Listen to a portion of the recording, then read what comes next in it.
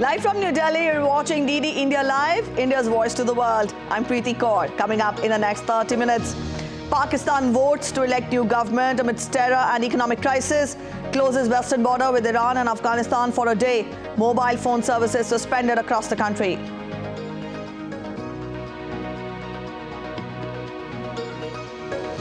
Israeli Prime Minister rejects Hamas's ceasefire proposal, insists on total victory over Hamas.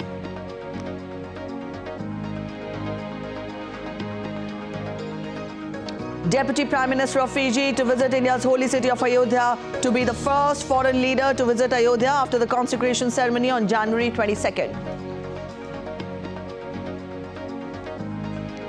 India's central bank, Reserve Bank of India, announces status quo, leaving repo rate untouched at 6.5% for the fifth time in a row, pegs India's 2024-25 real GDP growth at 7%.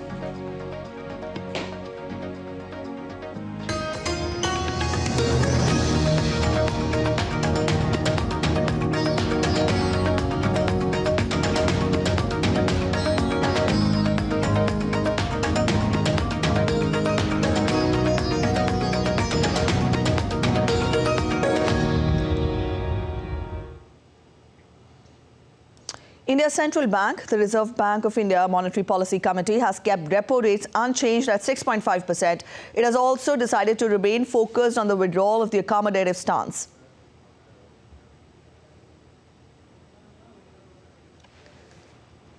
Assessment of the evolving macroeconomic and financial developments and the outlook, the Monetary Policy Committee, that is MPC, decided by a 5-to-1 majority to keep the policy rate unchanged at 6.5%.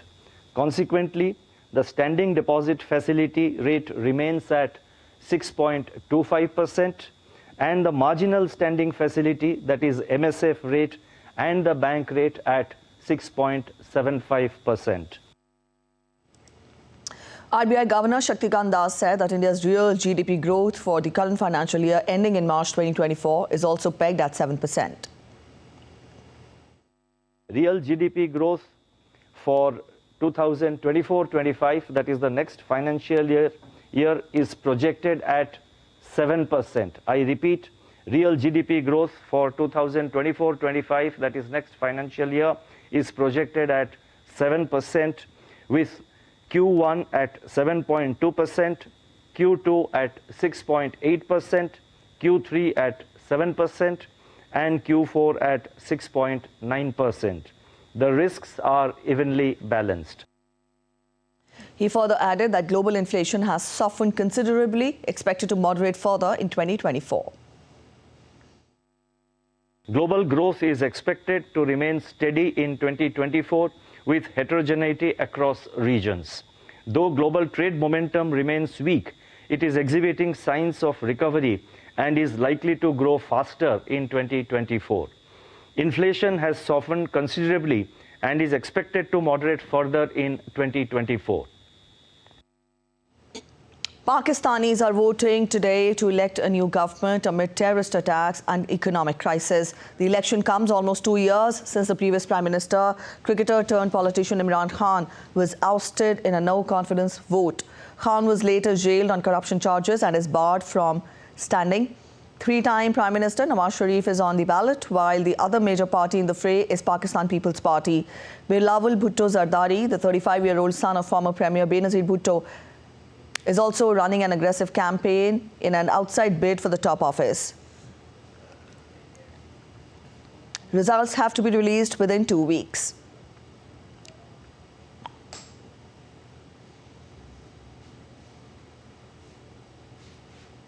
Although Pakistanis are voting for a better future, they continue to live in the shadow of terror. In view of the prevailing uncertainties, security has been beefed up at polling booths. Mobile phone services have been suspended across the country. The country's western border crossings with Iran and Afghanistan have also been sealed and will be reopened on Friday.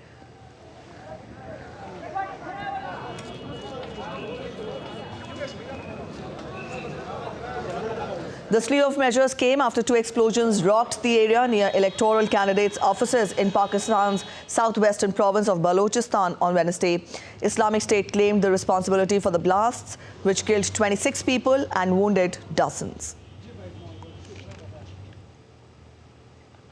Meanwhile, Israeli Prime Minister Benjamin Netanyahu on Wednesday rejected Hamas's latest offer for a ceasefire and return of hostages held in the Gaza Strip.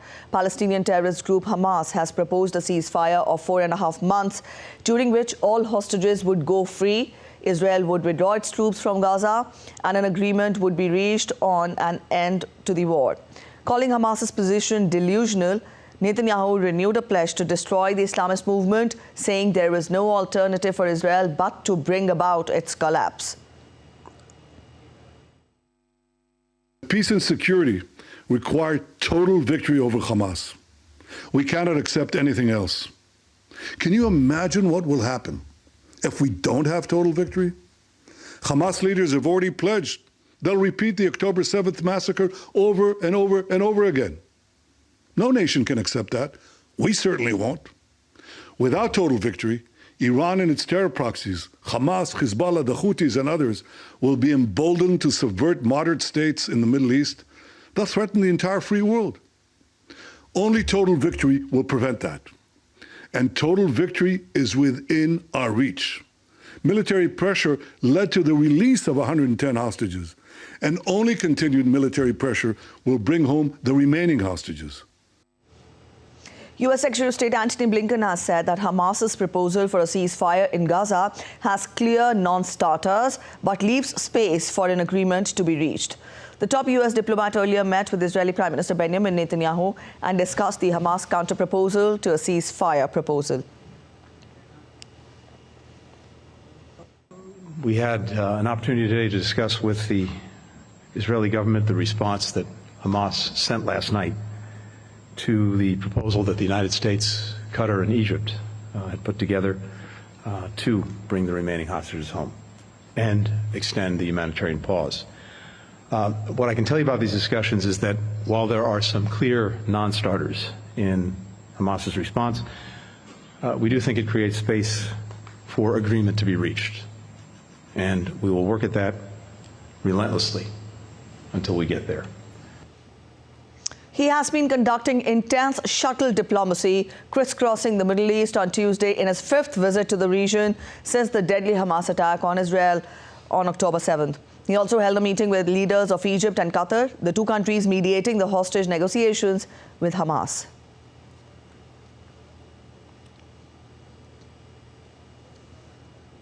Meanwhile, a U.S. military strike on Wednesday in Baghdad killed a Kata'ib Hezbollah commander, Abu Bakr al-Sadi, who was responsible for attacks on American forces in the region. The strike came as the U.S. has been planning retaliatory attacks against Iran-backed militants who launched a drone attack at a U.S. outpost in Jordan last month that killed 3 American soldiers.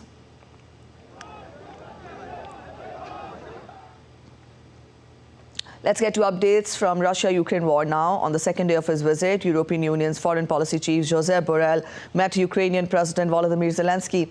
The Ukrainian presidential office said both the leaders had discussed accelerating artillery ammunition supply and a draft law on mobilization that passed first reading at Ukraine's parliament on Wednesday.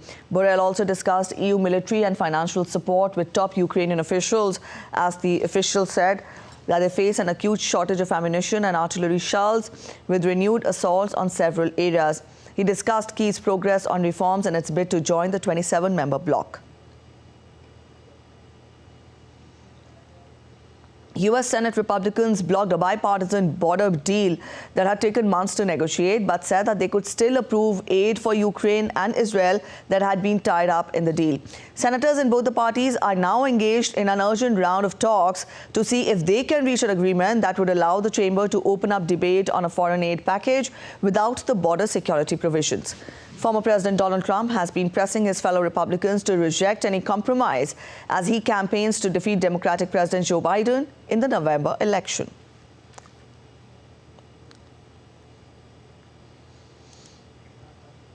The White House National Security Advisor Jake Sullivan said that White House is focused on getting a Ukraine aid package through the U.S. Congress on Wednesday. He added that we believe we still can and will deliver aid for Ukraine.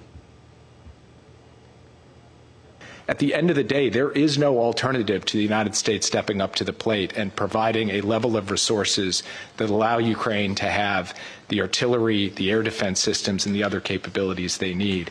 And time is of the essence in this regard. So we are going to stay focused on that, and we believe that we still can and will deliver it.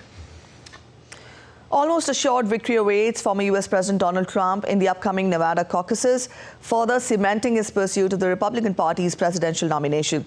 In a significant setback, his rival Nikki Haley suffered defeat in the state's primary, losing out to the none of these candidates option. Our U.S. correspondent Kate Fisher provides insights into the distinct ballot systems for Haley and Trump in Nevada. This confusing situation is down to a clash between Nevada's Republican Party and the state's government.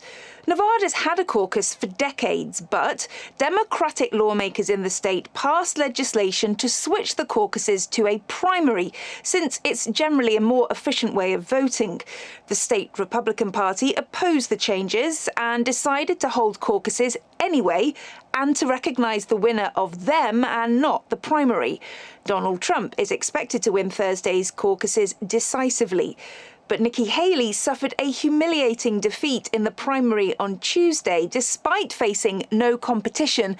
In the absence of Donald Trump's name on the ballot, she received fewer votes than the none of these candidates option. Well, she didn't make much of an effort to campaign in Nevada, saying that the process was, quote, rigged for Donald Trump. Even though Tuesday's results were effectively meaningless in the Republican race, they're still being seen as an embarrassment for Nikki Haley. She's been busy campaigning in what her team is calling the states that are fair. The Republican primary in her home state of South Carolina will take place later this month. In Washington, Kate Fisher reporting for DD India. Relations between North Korea and South Korea continues to deteriorate sharply.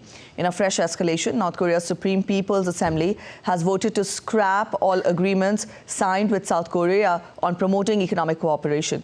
The Assembly also voted to abolish laws governing economic ties with Seoul, including the special law on the operation of the Mount Kumgang tourism project. The project was suspended in 2008 after a South Korean tourist who strayed into a restricted zone was shot and killed by North Korean guards.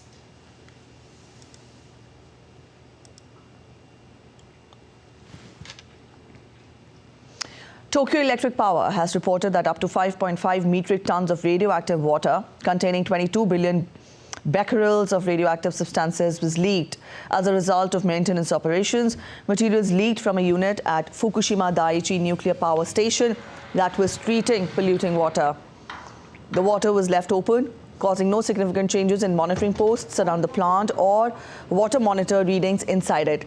The Fukushima disaster, the world's worst since Chernobyl 25 years ago, occurred after a massive earthquake and a tsunami in 2011.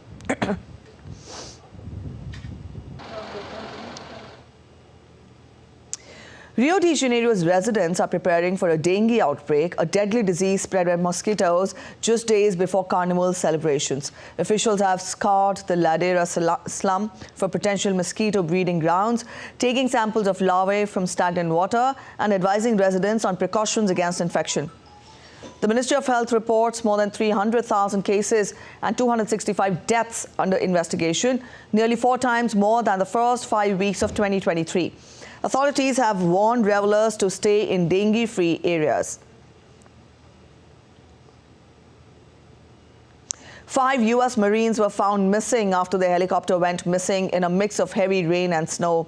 The CH-53E Super Stallion helicopter was found in a remote area east of San Diego, 8 hours after it failed to reach the Marine Corps Air Station in Miramar, California. The crew had been on a routine training flight from Creech Air Force Base in Nevada. The San Diego County Sheriff's Department received a call about the missing helicopter and deployed all-terrain vehicles to survey the area.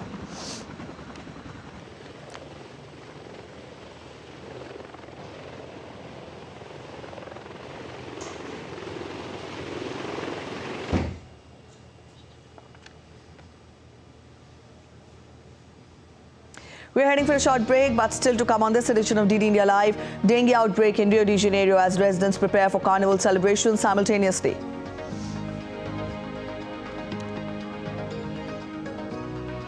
Jasprit Bumrah bowls the world over to shine as the #1 bowler in the latest ICC rankings, becoming the first Indian bowler to achieve the feat. Stay with us as we get you more on this.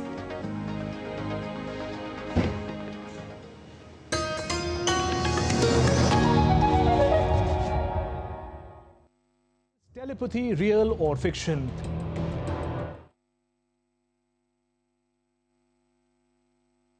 With your mind.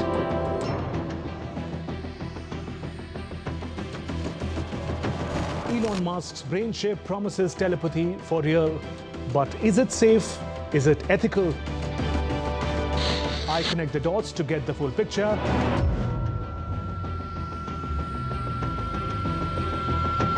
Watch Connecting the Dots every Friday at 8 p.m. IST on DD India.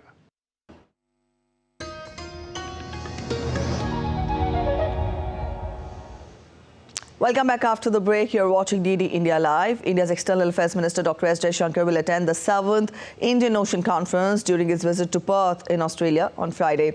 The Foreign Minister will be addressing the inaugural session of the conference along with Sri Lanka's President Ranil Wickremesinghe, Australia's Foreign Minister Penny Wong and Singapore's Foreign Minister Dr. Vivian Balakrishnan will also be present. The 7th edition of the Indian Ocean Conference is being held in Perth on the 9th and 10th of February. The theme of this year's conference is Towards a Stable and Sustainable Indian Ocean.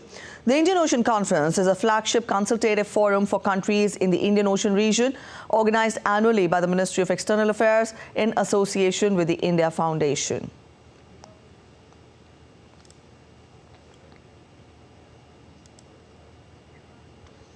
The first ever European Union-India dialogue on countering the use of unmanned aerial systems by extremists and non-state actors will take place in New Delhi on 8th of February.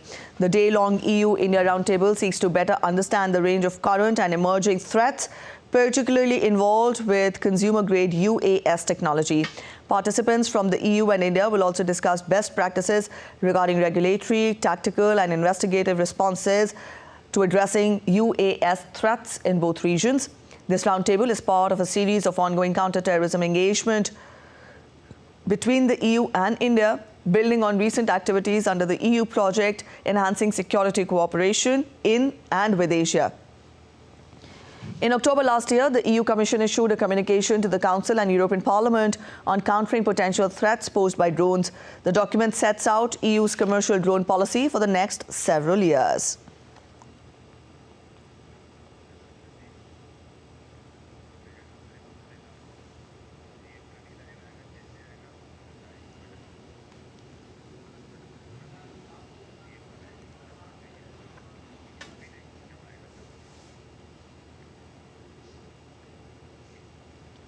Bangladesh Foreign Minister Hassan Mahmood, who is on his maiden visit to India, met External Affairs Minister Dr. S. Jaishankar in New Delhi on February 7th. Both the ministers reviewed the progress in wide-ranging areas of bilateral relations, including cross-border connectivity, economic and development partnership, cooperation in defense and security.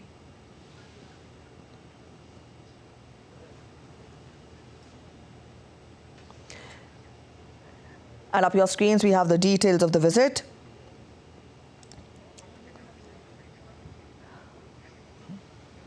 Cross-border connectivity, economic and development partnership, defense and security, power, energy, water resources, and people-to-people exchanges were taken up between the two leaders.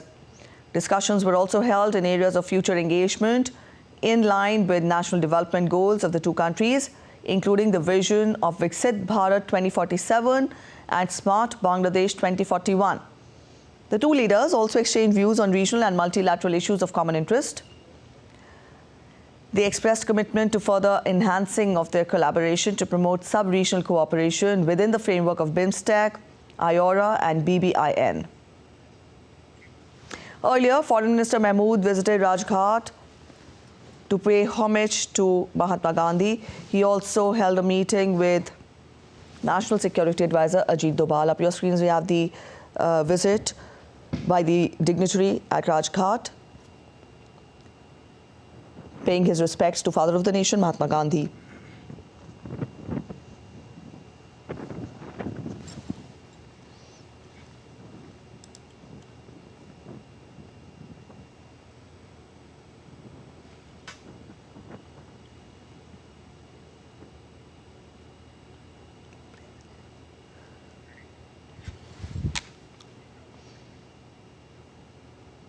Guyana's Prime Minister Mark Phillips, who is visiting India, called on President Draupadi Murmu at Rashtrapati Bhavan in New Delhi. Discussions centered around enhancing cooperation in various sectors such as trade, investment and cultural exchange. Both the leaders expressed their commitment to furthering the existing friendly relations between the two nations. Welcoming Prime Minister Phillips and his delegation, the Indian President said that there is a need to further diversify our bilateral trade basket. Earlier in the day, Guyana's Prime Minister also met External Affairs Minister Dr. S. Jaishankar. Both the leaders discussed partnership in the fields of economy, energy, security and development cooperation.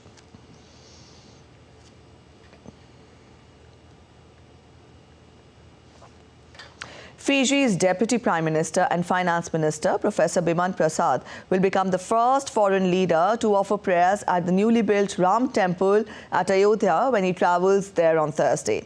The temple was consecrated by Prime Minister Narendra Modi on 22nd of January. In an exclusive interview to our channel, the visiting minister said that the historic event invoked feelings of identity with India, the country of his forefathers. You will write your name in history books by becoming the first foreign leader to visit the new Ram temple at Ayodhya. How does that make you feel? Well, Ram and Ramayana have been an integral part of Hindus who left India many years ago as part of indentured laborers. So with them, they carried Ramayana, Gita, and others, carried Quran and Bible. So all those people who left India under the indenture system, which the British executed to take Indian laborers to British colonies elsewhere. So in Fiji, in particular, Ramayana, Gita have always been part of the Hindus' existence and their identity. So when one talks about Ayodhya, it immediately invokes the great feeling, the recital of the epic Ramayana, where Lord Ram returns to Ayodhya. And Diwali is a national holiday in Fiji, celebrated to mark the return of Lord Ram to Ayodhya, after 14 years of exile. So it does invoke a lot of yearning, emotion, and the feeling of connectivity and identity with India. So yes, it does invoke a lot of emotional ties with India. You can watch the entire interview at 8:30 p.m. That is 1500 GMT on Thursday, the 8th of February. And from here, we now take a look at sports updates. Jasprit Bumrah has become the first Indian to reach the top spot in the ICC Test Bowlers rankings. Bumrah's rise follows a match haul of 9 for 91 in the second test against England in Visakhapatnam, where he was named player of the match as India levelled the series 1 each. The previous highest ranking achieved by an Indian bowler, fast bowler in fact, was number 2 on the retrospective Test Bowlers table by Kapil Dev from December 1979 to February 1980. Apart from Bumrah, Zaheer Khan has also occupied the number 3 spot in October-November 2010.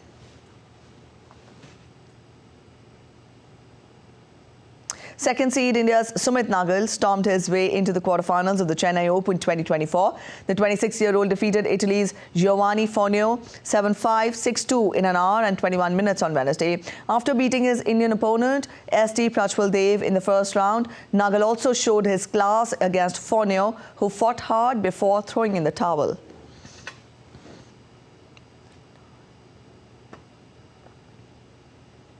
And India's boxers continue to put up a stellar show at the 75th Strania Memorial Tournament in Sofia, Bulgaria. Commonwealth Games gold medalist Amit Panghal tackled Rudik Maxim by 5-0 in the 51 kg category.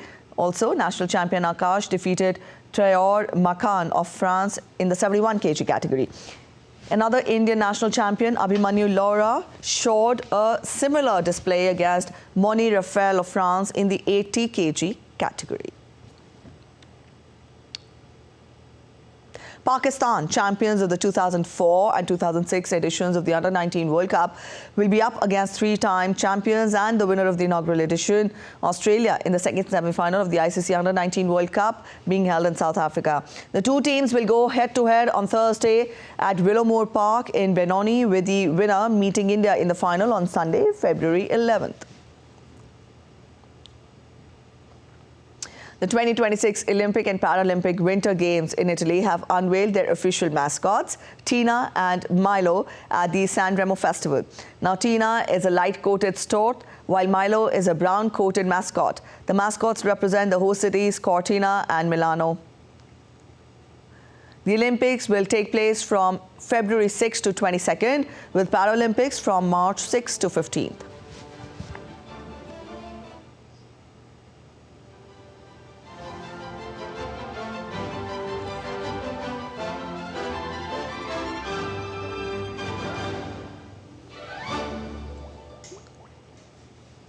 All right, that's it in this edition of DD India Live. But let us know your thoughts on the news of the day. You can connect with us on Facebook, X and also Instagram. We'll be back with more news as it breaks here on DD India. I'm Preeti Kaur signing off, and from all of us here in Delhi, thanks for watching DD India Live.